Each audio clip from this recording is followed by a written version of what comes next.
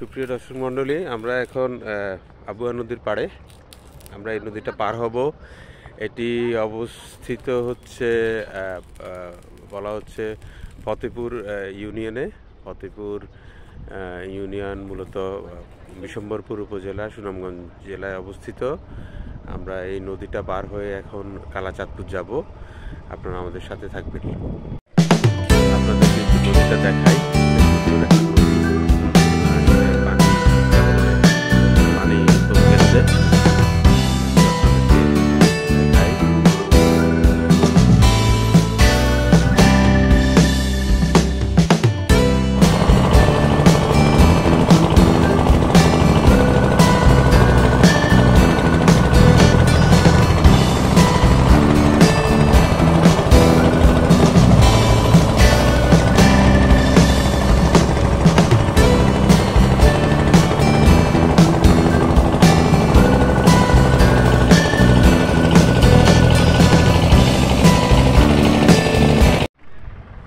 এখানে আমরা আপনাদেরকে একটু দেখাচ্ছি, সেটা হচ্ছে নেচার বেস সলিউশনের কথা আমরা বলি, অর্থাৎ প্রাকৃতিকভাবে কীভাবে আমরা সমাধান করতে পারি সেটা বলি। এখানে আসলে যে গাছগুলো লাগানো হচ্ছে এগুলো পানিতে জন্মায় এমন গাছ, বা পানি জলাবদ্ধতা সহ্য করতে পারে এমন গাছ।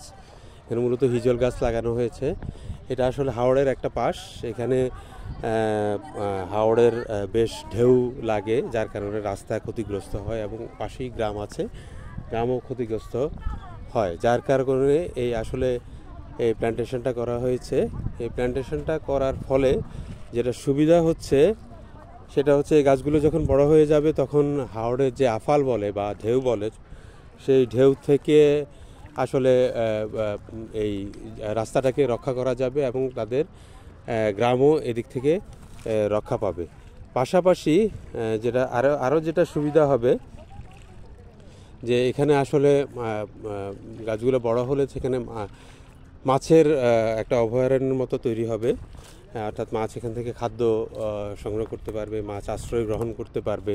এছাড়াও এখান থেকে এই গাছের ডালপালা তারা জ্বালানি হিসেবে ব্যবহার করতে পারে, অর্থাৎ তাদের লাইভলিহুডের যেমন সুবিধা হবে, পাশাপাশি লাইভলিহুডের পাশাপাশি প্রকৃতির যে বিষয়টা, অর্থাৎ প্রকৃতির যে সংরক্ষণের বিষয়টা, সেটাও এই সব পদ্ধতির মাধ্যমে আমরা অ্যাড্রেস করতে পারি।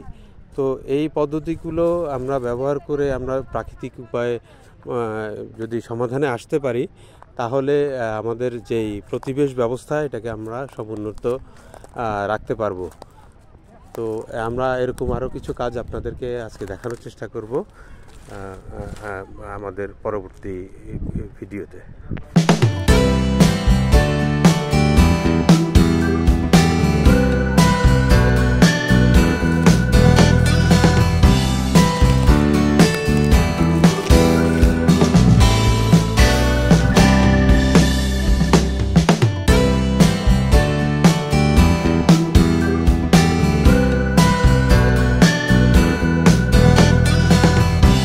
এটা হলো ওনাদের উৎসব আছে, গ্রামীণ পিঠা বানানোর পদ্ধতি।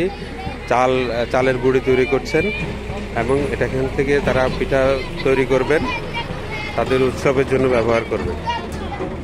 তো আমরা আজকে ভিডিওটা এখানেই শেষ করব।